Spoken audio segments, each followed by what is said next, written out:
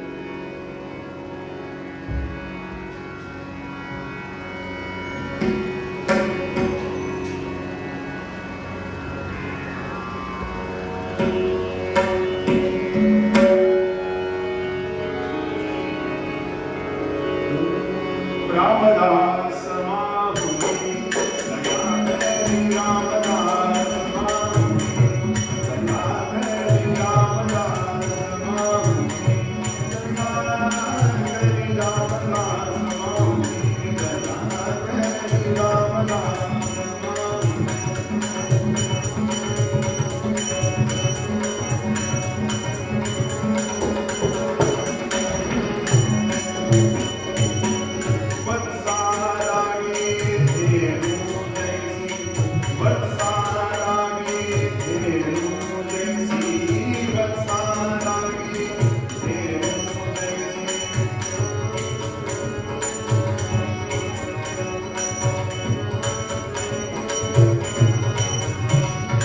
करी करुणा सामुनी दया करी करुणा सामुनी दया करी रामदास माहुनी दया करी रामदास माहुनी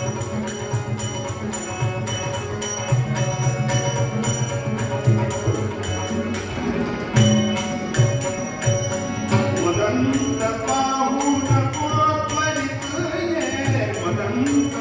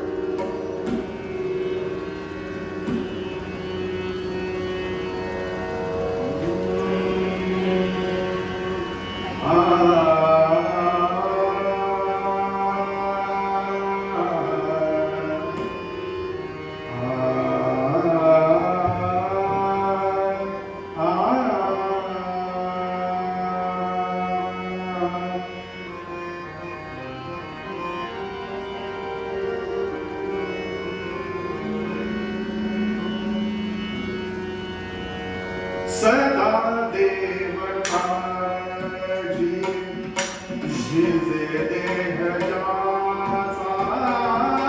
सदा देव काळजी शिजे देह जाचा सदा देव काळजी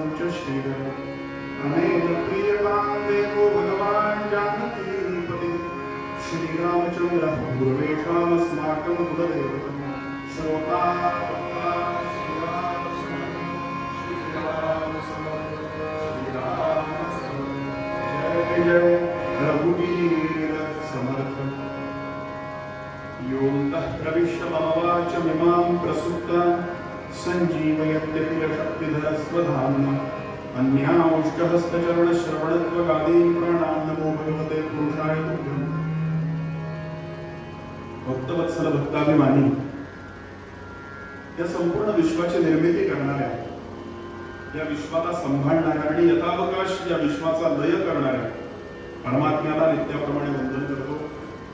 अधिकारी साधकांबद्दल, तत्वचिंतकांबद्दल, नामधारकांबद्दल, कोणी याज्ञिक, कीर्तनकार, प्रवचनकार मंडळी उपस्थित असतील त्यांच्या चरणी आदराचा भाव व्यक्त करतो.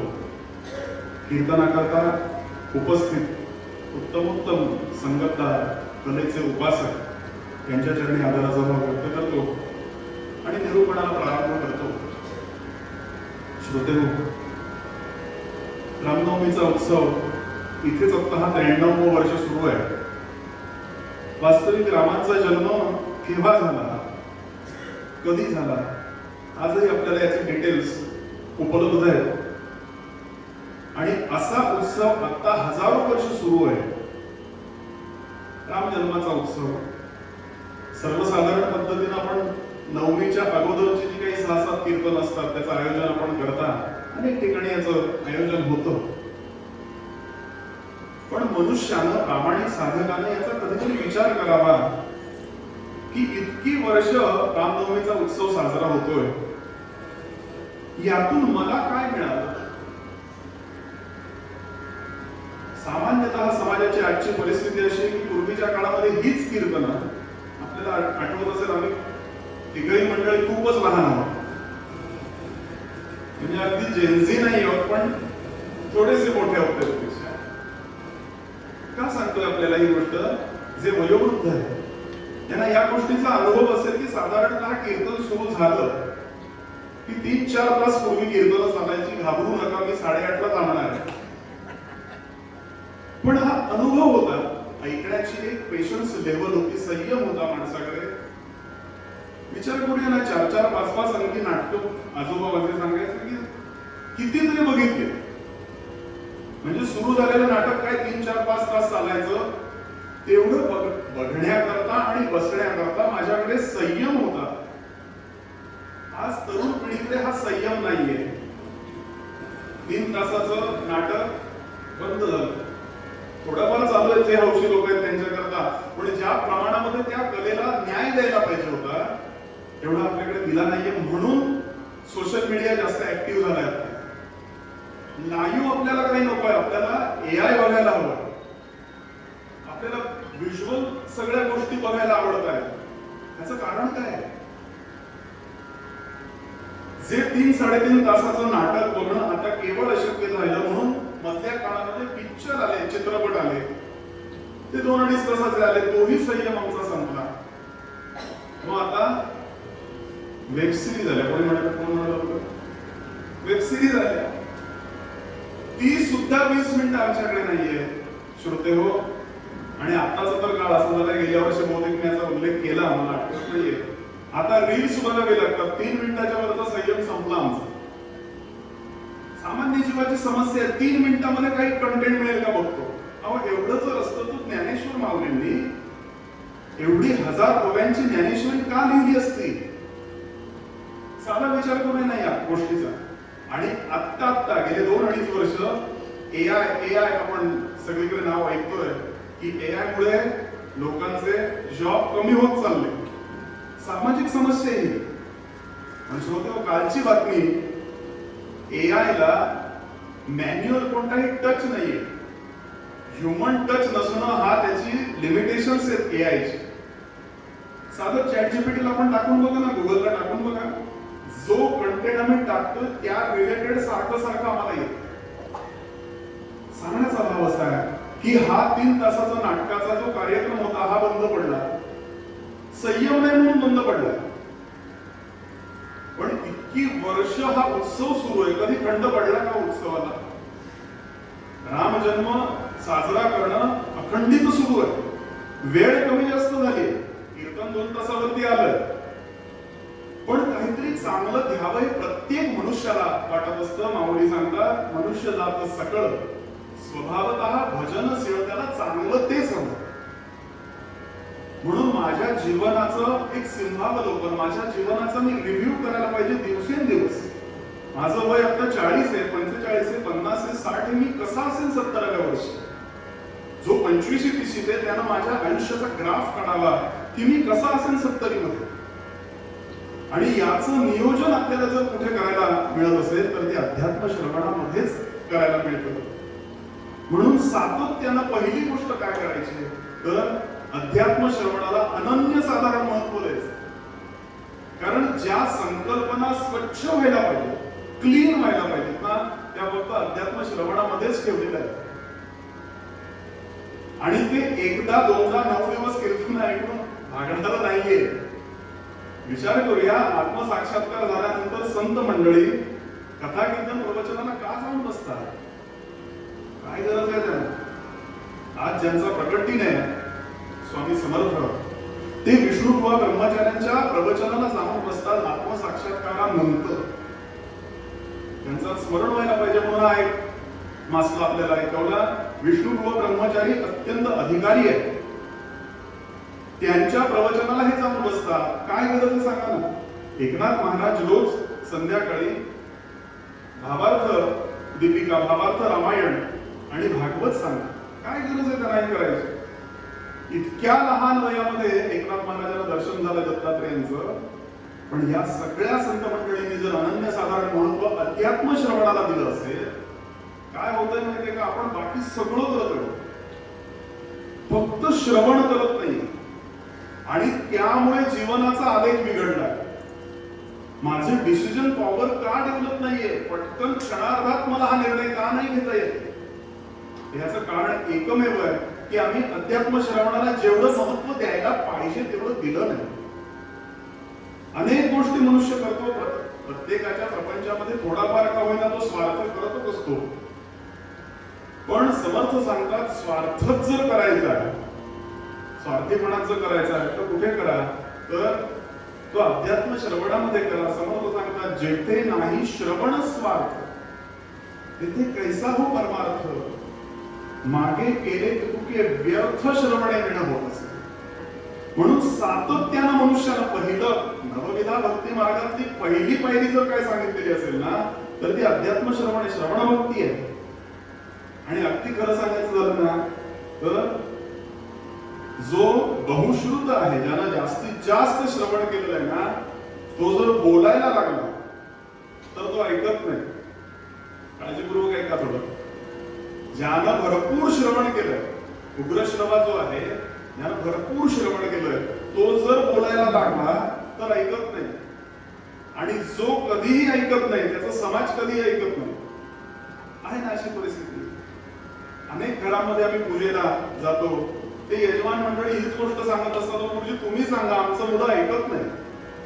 का ऐकत नाही त्याचा विचार करा ना. एक मध्यंतरी रील फिरत होता, आपण सगळ्यांनी मोबाईलवर बहुतेक 90% लोकांनी ते बघितलं असेल. एक 25-30ची मुलगी, या व्हिडिओ मध्ये असं दाखवलं होतं, 25-30ची मुलगी मोबाईल बघत असते, रील्स बघत असते, आणि तिचं 1-2 वर्षाचं बाळ ते सुद्धा मोबाईल घेऊन बसतं.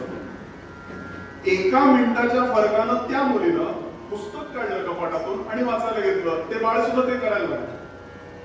हे का झालं विचार करा ना.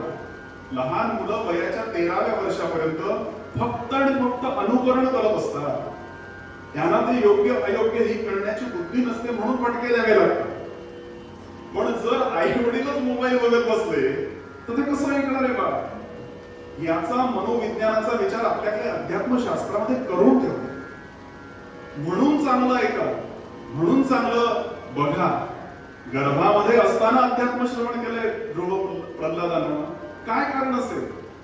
त्यांनी ते ठरवलेलं नव्हतं, त्यांच्या मातेनं बघ ते ठरवून बसलेली होती नारदांच्या कीर्तनाला.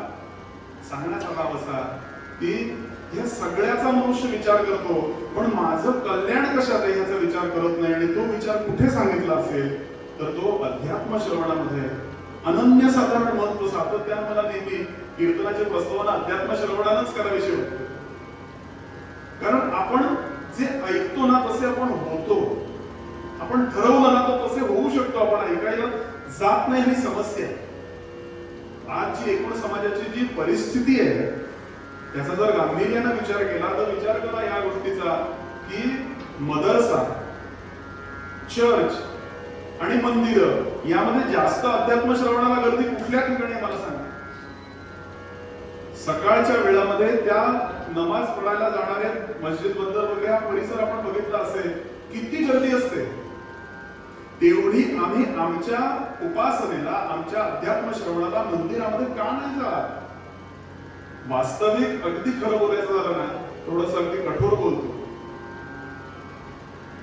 कथा कीर्तन प्रवचन श्रवणाला जाण्याचं वय हे 60-70चं नाहीये. त्यांनी जायला पाहिजे. तो बुवा बरोबर सांगतोय ना, समाज प्रबोधन करायला उभा केला याला. हा नको ते पसरवत नाहीये ना, ब्रिगेडी विचार नाही ना पसरवत आहे हा. हे ऐकायला जायला पाहिजे. पण खरं जे वय आहे ना श्रोते, ते अत्यंत लहान वयापासून ते ऐकावं. त्याच्याकरता काहीतरी प्रयत्न करूया आपण.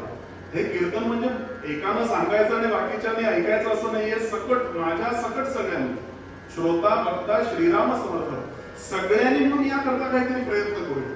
अनेक घरामध्ये सुरू आहे ते प्रयत्न की मोबाईल वरती आम्ही रामरक्षा ऐकवतो. मुलांची ती पाठ झाली, चांगली गोष्ट आहे ना, मोबाईल वरून घेण्यासारखी गोष्ट आहे.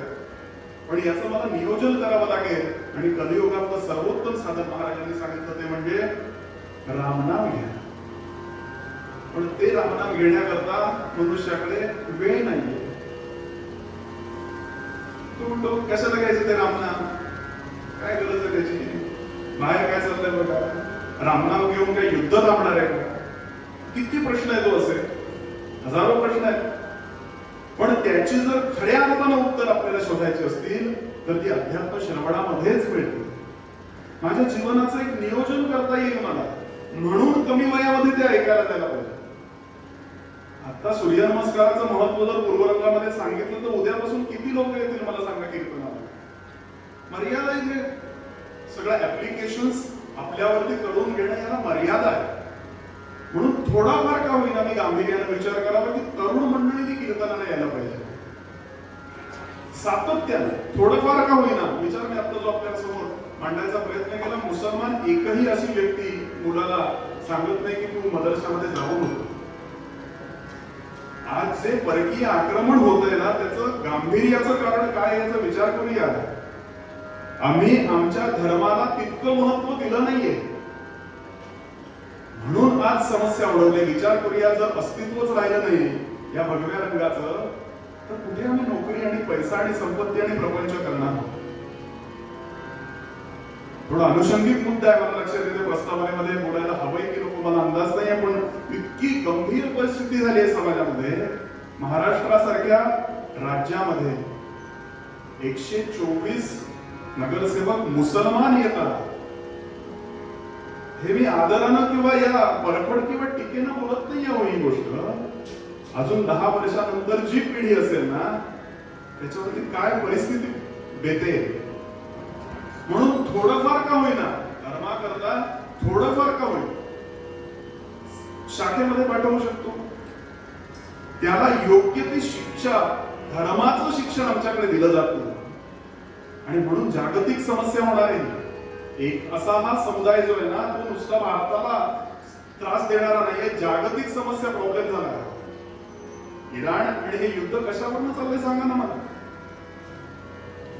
म्हणून थोडा हा विचार आपल्यापर्यंत फक्त पोहोचवला, समाज प्रबोधन म्हणून पोहोचवला. वैयक्तिक मला याच्यामध्ये काहीच बोलायचं नाहीये. आता मुख्य विषयाला सुरुवात करूया. तुम्हाला जर जीवनामध्ये धन्यता मिळवायची असेल, जीवनामध्ये धन्यता मिळवायची असेल तर समर्थ अनेक असे उपदेश करतात. जगी धन्य तो दास सर्वोत्तमाचा, हे पालुपत समर्थाने घेतलं. आणि 10 श्लोक मनाच्या श्लोकामध्ये असे लिहिले की अमुक अमुक ही गोष्ट तुम्ही जर केलीत ना तर जीवनामध्ये तुम्हाला धन्यता मिळेल. ज्या गोष्टीने आता मी आपल्या समोर सुरुवात केली की ते जे नामसंकीर्तन आहे, नाम घ्यायला सांगतात, साधं साधन आहे, ते करण्याकरता माणसाकडे वेळ नाही. साधा मुद्दा आहे. जो असं म्हणतो माझ्याकडे वेळ नाहीये याचा सरळ अर्थ असा होतो की माझ्या कल्याणाकरता, माझ्या धन्यतेकरता माझ्याकडे वेळ नाहीये. म्हणून काय करा, सोपं साधन सांगितलं. समर्थ एका अभंगामध्ये सांगतात, आवडता माझा अभंग गेल्या वर्षी याच दृष्टीचा मी एक अभंग आपल्या समोर ठेवला होता. सावधान सावधान वाचे बोला रामनाम. त्या रामनामावरतीच समर्थ दुसरा एक अभंग लिहितात. कधी जागा होशील जगतामध्ये धन्यता मिळवण्याकरता, कधी जागा होशील. समर्थ सांगतात, काय सांगतायत समर्थ ऐका. कसं जीवन मनुष्याचं जे त्याच्या नकळत निघून चाललंय हे त्याला कळत नाहीये. उडते हे जन न देखावे डोळा, म्हणवोनी कळवळा येत असे समर्थ सांगतात. काय सांगतायत समर्थ.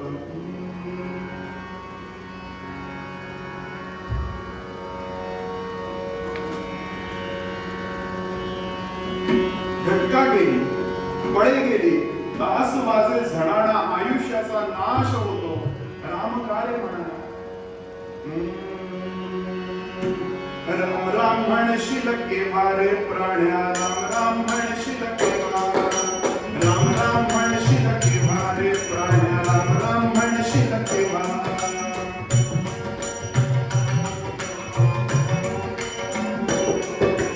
लहानपण आलं आणि अक्कल गेली, अक्कल नव्हती तेव्हा. लहानपण आलं आणि खेळण्यात गेलं, अक्कल नव्हती तेव्हा. राम राम म्हणशील केव्हा रे प्राण्या, राम राम म्हणशील केव्हा.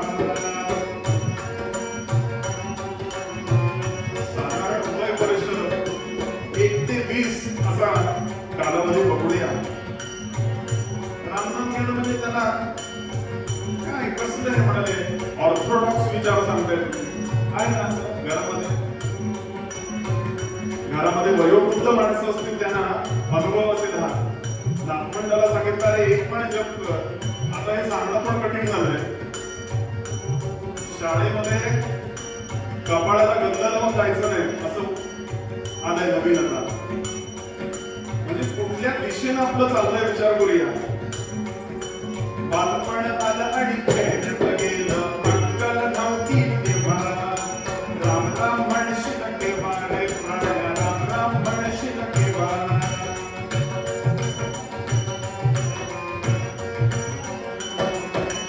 तरुणपण आलं आणि धुंदीत गेलं, मस्ती होती तेव्हा.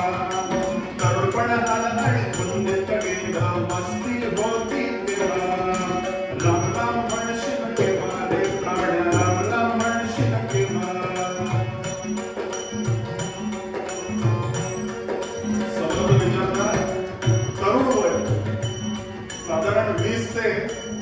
40-45 म्हणूया. मनुष्याला एक प्रकारचा अहंकार झालेला असतो, त्याला असं वाटतं पैशाच्या जोरावरती मी कोणालाही विकत घेऊ शकतो. ताकद असते ना तेव्हा, धुंदीत असतो मनुष्य. जो गंभीर नाहीये त्याकरता बोलता येते, सगळ्याकरता नाही बोलत आहे. तरुणपणात आला आणि धुंदीत गेलं, मस्ती होती तेव्हा. राम राम म्हणशील केव्हा रे प्राण, राम राम म्हणशील केव्हा.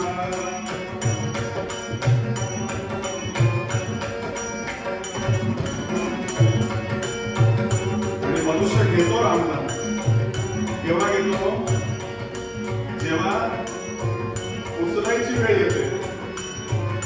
थोडं कठोर आहे, काय कोरडे ओढले समर्थाने. घेतो रामनाम केव्हा?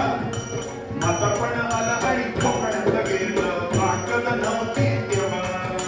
म्हातारपण आला आणि खोकण्यात गेलं, ताकद नव्हती तेव्हा. राम राम म्हणशील केव्हा रे प्राण, राम राम म्हणशील केव्हा. राम राम म्हणशील केव्हा रे प्राण, राम राम म्हणशील केव्हा. समर्थाने प्रश्न विचारला. बालपणी खेळी रमलो, तारुण्य नाचत.